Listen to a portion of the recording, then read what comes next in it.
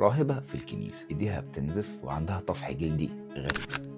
الراهبات مقتنعين ان دي وصمة عار او عقاب الهي على خطيئة قديمة، لكن هاوس شايف ان دي مجرد حساسية، يديها مضاد للحساسية ويخرج. فجأة المريضة ما تقدرش تاخد نفسها وتدخل في نوبة انافيلاكسيس او حساسية عنيفة. هاوس بسرعة بيديها ادرينالين وفعلا الحساسية بتتحسن، ولكن ضربات قلبها تتزايد بسرعة غير طبيعية لحد ما قلبها يتوقف تماما. ترى دي حساسية ولا لعنة ولا خطأ طبي؟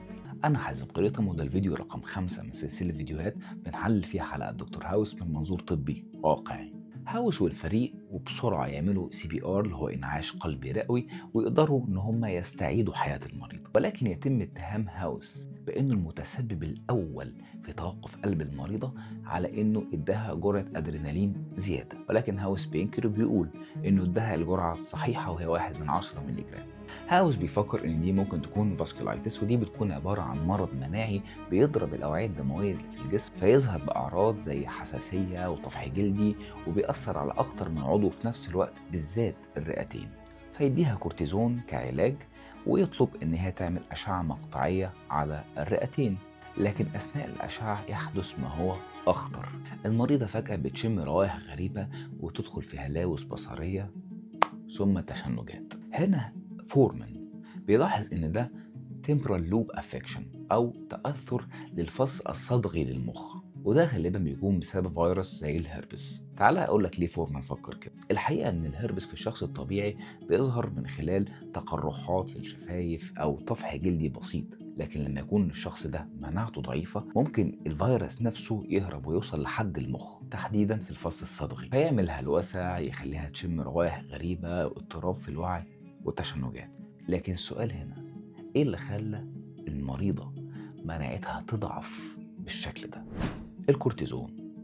كادي بتتهم هاوس ان هو السبب للمرة التانية، لان هو اللي اداها الكورتيزون وهو اللي دمر مناعتها وخلى الهربس يتمكن منها ويضرب المخ. هاوس والأول مرة بيشك في نفسه وبالفعل يوقف الكورتيزون. يقرر انه يديها هايبرباريك اوكسجين ثيرابي او علاج بالاكسجين، ولكن مديرة المستشفى بتوقفه وتستبعده من الحالة. بعد استبعاد هاوس من الحالة وتشخيصها بيروح للكنيسة وبيقعد مع الراهبات وبيشرب شاي. هو ده نفس الشاي اللي المريضة بتشربه؟ الإجابة أيوة، فيجورث تي. وعلى كلام هاوس في المسلسل إن الشاي ده بيخلي الجسم حساس أكتر للأدرينالين. يعني إيه؟ يعني جرعة أدرينالين صحيحة وطبيعية جدا في شخص بيشرب شاي زي ده ممكن تتحول إلى جرعة سامة توصل لحد إنها تعمل كاردياك اريست أو توقف في عضلة القلب زي ما حصل مع المريض.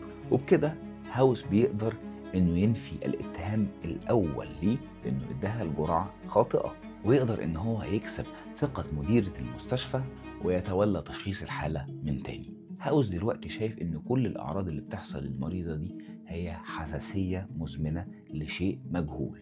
وبالفعل بيطلب هاوس إنه يتم وضع المريضة في كلين روم، ودي عبارة عن غرفة خاصة جدا بيكون معزول منها أي حاجة ممكن تسبب حساسية.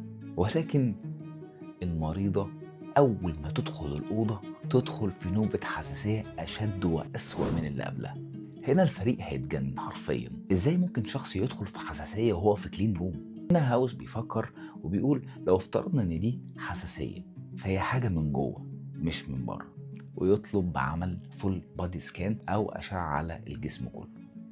والمفاجأة هي كفر كروس IUD، ودي عبارة عن وسيلة منع حمل كانت بتستخدم في الثمانينات وبتكون مصنوعة من النحاس. لقوها مغروسة في الاندوميتريم اللي هي بطانة الرحم من 15 سنة. حساسية من النحاس نادر جدا ولكن ممكن. طبعا السؤال اللي جه في بالك دلوقتي، ازاي وليه الحساسية تظهر دلوقتي رغم ان الكبر كروس ده جواها من 15 سنة؟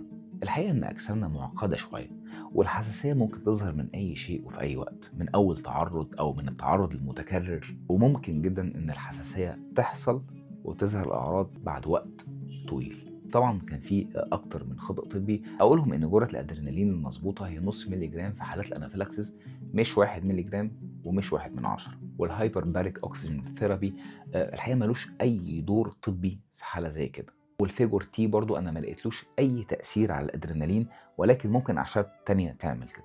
في النهاية التشخيص ما كانش لعنة وما كانش عقاب إلهي من خطيئة عملتها من سنين، فأرجوك ما تكونش سبب في تأخير مريض على علاجه الحقيقي والتشخيص الحقيقي. احنا خلاص في 2026. بس كده، لو عجب الفيديو اعمل فولو، ولو انت على اليوتيوب اعمل سبسكرايب، وقول لنا في الكومنتس ايه الأخطاء الطبية اللي انت شفتها واحنا ما خدناش بالنا منها. شكرا.